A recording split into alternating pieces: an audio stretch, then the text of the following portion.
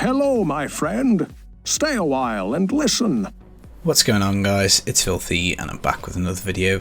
Just spent the last few hours playing the PTR and testing out this brand new Necro set, the Masquerade of the Burning Carnival. So I thought I'd give you a little sneak peek of it, bit of a kind of taster test build.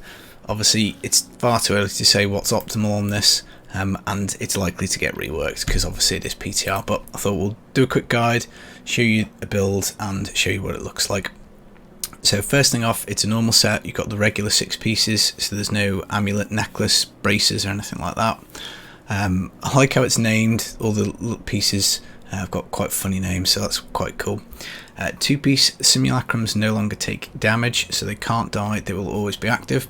They gain all the runes, which we'll go through in the skills in a little bit, which is actually really cool. That's quite nice. And the cooldown is refreshed when they die, so if we snuff it, we get our 2 little dudes here. These 2 guys, they just come back straight away and we can respawn and activate it. Now the 4-piece is weird. Whilst we have a simulacrum active, we deal half damage, so that means we do less damage when we have them, which, as I say, I don't really like that mechanic too much.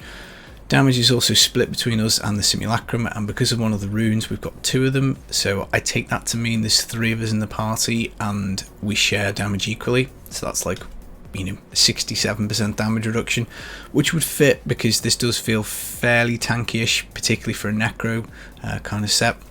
So I guess that's how that mechanic is working. And then the 6-piece Bone Spear deals 10,000% increased damage. For us, because of the 4-piece, it's halved, but because of the simulacrums, they get triple that bonus. So that's like 30k, so that's a pretty big modifier. So what we're doing is we're just juicing up the multipliers, the biggest ones we can get. So the Maltorius will give us 700%. It will unfortunately double the essence cost of Bone Spear. It's normally 20 and that takes it to 40. We're going to go for the Scythe of the Cycle, which is going to give us up to 400% on secondary skills, which Bone Spear is. There's an argument to say you could take the Jesseth here, but you'd have to put the skeletons on your bar and you'd lose quite a bit of damage because a shield won't roll with damage on its like first stat basically, so it's a pretty big damage hit to take that off. So they're pretty much the 2 weapons that I've gone for multipliers. Crispin's obviously just standard Necro. Whenever you get slow or freeze off, you're dealing extra damage. You want the freeze or stun to get the triple effect. Always it's the bane of the Necro's life to get that off, and this build is no different. Convention of elements, so that we get that spike damage whenever it gets around to one of our whichever element we've picked. It's going to be physical for us. And then we've got the Crimsons, because this build is resource thirsty because of the way the Bone Spear works, and cooldown is just always handy as a Necro, and cooldown and resource cost reduction give us more damage and more toughness. Now also reworked has been the Haunted Visions Amulet, so again this feeds really well into the set. Simulacrum now drains 1% of our life. Now you can see the life go down here, and then my life per second is just bringing it straight back up, so it's kind of like nil effect, you won't even notice it. But what happens is that the simulacrums now last forever. So these guys normally, if you didn't have the Haunted Visions on, would disappear after 10 seconds, but because of the way the necklace works now, they're going to be around forever. They can cast Grim Scythe instead of Skeletal Mage now. We're not going to use either of those, but again, that's another effect that we've got. Damage wise, we've got a Zeiss to give us more damage at range. We've got a Bane of the Trapped to give us more damage up close and personal, and also once we've got any kind of stun, freeze or slow off. And then a Bane of the Powerful to give us a bit more damage. Now the simulacrums aren't actually pets, so Enforcer doesn't give them any more damage. I'm not sure if they benefit from any extra attack speed from Tasker and Theo. Again, they shouldn't do if they're not classed as pets, but I did try the Enforcer and it didn't really seem to improve anything, and in fact it made it worse because obviously we've taken damage out. Other than that, it's kind of like a normal Necro build, you know, crit, cooldown, basically everywhere we can get cooldown. Nems to basically speed up the rift, and then offhand, largely speaking, is open because I can't really think of anything that's going to go too well with the Bone Spear set. So looking at the skills, guys, we'll start with Simulacrum because obviously we get every rune on here. So Blood and Bone is what gives us 2 of them, so that's pretty nice. We get Blood Debt, which we're going to use. This will basically mean that life skills when there's a life cost, it'll only cost 25% of the life that it says rather than the full thing, which is really handy, and we will make use of it. Self-sacrifice. This in theory should be like 2 cheat deaths, because when we die the simulacrum should go. I don't know if both of them disappear at once or if this just doesn't work. It's really hard to tell because there's no indicator for when simulacrums are active, so that would be pretty handy if that could be added. I don't know if it can be, but in theory this is like a free cheat death, kind of like on Akarat's Champion for the Crusader. Reservoir is really handy. We get double max essence. Obviously once we pop simulacrum it just instantly doubles the essence. Bone Spear is thirsty because we are using the Maltorius as well, so this does help out a bunch. Cursed Form we're not using, but it is an interesting rune in and of itself. It will now grant all of the curses whenever you get one on, so that could be cool. You could have maybe some kind of curse mechanic, but we're basically using Reservoir, Blood Debt, Self-Sacrifice and Blood and Bone, so Curse Form a little bit left out. Now in terms of the Bone Spear, this is obviously our damaging mechanic. Blood Spear is just the highest damage on here, so we've chucked it on. Now it normally costs 10% of health, 10% of a life pool, but that's down to 2.5% because of the way the simulacrum rune works, so that is pretty good. Teeth I used for quite a bit. This gives much wider area of effect, but it just deals like under half the damage, so I found Blood Spear does pack a bit more punch. There's other runes we can try around and play around with, but so far I found Blood Spear to hit the hardest, which it probably is no surprise because it is the one on here that's got the biggest sort of damage modifier to it, so you know, I suppose to be expected. The rest of the skills pretty straightforward. Bone Armor Dislocation gives us the stun, gives us 30% damage reduction. Devour, I've been toying about with this. I reckon that probably most of the runes on here are decent. Cannibalize would help us with that kind of life cost, but actually I've just gone for Voracious because when we consume corpses this gives us resource cost reduction. Very handy for chucking out loads of bone spears, and also makes us tougher with the crimsons as well, but I'm sure lots of those runes on Devour would be viable. Land of the Dead Frozen Lands, Necro build. It's a bit of a shame that again we're relying on this skill, but it's just the best Necro skill going and it will pretty much be in every build ever. And then Blood Rush is for mobility and a little bit of toughness from potency.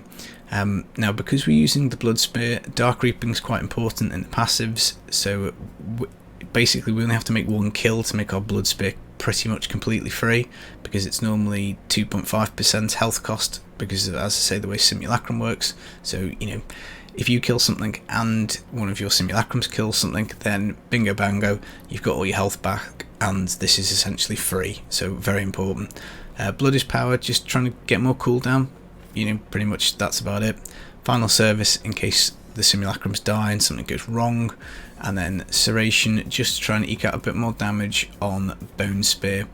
Now the other one to toy around with is probably Bone Prison, because this would give you a 30% chance of locking something in a Bone Prison and stunning it, I think, so that would give you extra Crispin's procs, but because you're going through like speed stuff, I've just basically gone for what I know is definitely going to be set damage in Serration. But as I say, early days on the PTR, so all of this stuff could change. So let's turn on Numlock and we'll just go jump into an 85 and see how it goes, see how the lag is. So we need to activate Simulacrum, which we've done. We've got Bone Armor stacks up to 10, Land of the Dead is off, and we just now have these like eviscerating red bone spears coming out. And as you can see, even though there is a health cost, because we're getting kills all the time, it's just kind of like going down a little bit, going back up, going down, going back up. And you know, the essence generation that we've got and the resource cost reduction mean that we're fairly set. And it plays obviously very much like a lot of Necro builds, but as you can see, it's fairly tough. I mean, obviously I know this isn't a particularly damaging mob type, but normally Necros are a bit squishy. It doesn't feel quite as squishy. Probably shouldn't have taken that shield pile on. But you can see the damage is decent. Obviously it is only an 85, and I did do some 90s. What I find with going higher up though is that you can if you're not making kills, you're not getting corpses. If you're not getting corpses, you're not getting essence back. And if you get like a Juggernaut and a 90, you pretty much kind of have to skip them. And you can also, shielding's a bit of a problem, because if you don't notice and you're just whacking away and you're wasting your essence. But it's certainly GR90 viable. It's just a bit slower at kind of like the 5-minute range. Now, one thing I would say is just instantly playing it, like for like a Necro set, it's probably pretty good. I haven't tried Inarius with Corpse Explosion yet, or Pestilence, so it may well be that both those things are crazy good now. But what I would say is, with this being like the kind of the Necro's new thing, I would have expected it to hit a bit harder than this, because, you know, we've got what, 1400 Paragon, sheet damage of 1.5 million, and whilst we are slicing through this like butter, you know, if we jumped it up to like 90, 95, I think you'd be struggling a little bit. And I think Barb, you know, like the Whirlwind's kind of what I'm just so casual. I just benchmark everything against Whirlwind, and it just doesn't feel quite as powerful as that. Certainly doesn't feel as powerful as the Witch Doctor set. You know, maybe a little bit like the Hydra actually is, and like this is quite a good base. But I'd like it to do a little bit more. But you know, I mean, it's nice to play Bone Spear. It's nice to basically like not feel like if you get touched you're about to die. So I think if we could get the damage up a little bit, that would probably be, you know, handy. But maybe I'm just casual and greedy. I just always want the damage on everything to be higher. But yeah, I've been playing, as I say, for a few hours now. It's you know, pretty brainless, pretty fun. You know, certainly casual friendly at this kind of level, and melt the Rift Guardian pretty quick. So yeah, that's pretty much it, guys. Now, I suppose what I would say is, with it being PTR, as I said at the start of the video, we don't really know where everything is going to end up. I would probably expect this set to get reworked, because that's just what has happened to all of them over the last couple of PTRs. So once it is out, once it is live, once it is completely fully done, we'll bring a full guide to it. Now, obviously PTR's 2 weeks, so they might change it halfway through, and if there is something that looks like it comes out the woodwork, maybe there's a push guide that I can do later. But I don't want to make too many guides on them, because I just find they get outdated, because obviously they don't, you know, PTR updates, they change how the set works, and then my guide needs redoing anyway. So that's it, guys. I hope you enjoyed it. It's just a flavour of it. Quite fun, fairly powerful, fairly tanky. Could be better, could do more damage, but certainly not terrible by any stretch of the imagination. So obviously I have to see how other people find it. I think it could do with a bit more damage, and we're going to play it for a couple of weeks, and maybe we can give a bit more final thoughts towards the end of the PTR once, you know, we've had quite a lot of time with it. But I'm keen to try the Demon Hunter, keen to try the next Necro changes, Corpse Explosion, Pestilence, and all that kind of stuff. So it's midnight, I'm going to go to bed. I'll see you real soon for some more PTR footage. Take it easy. Peace.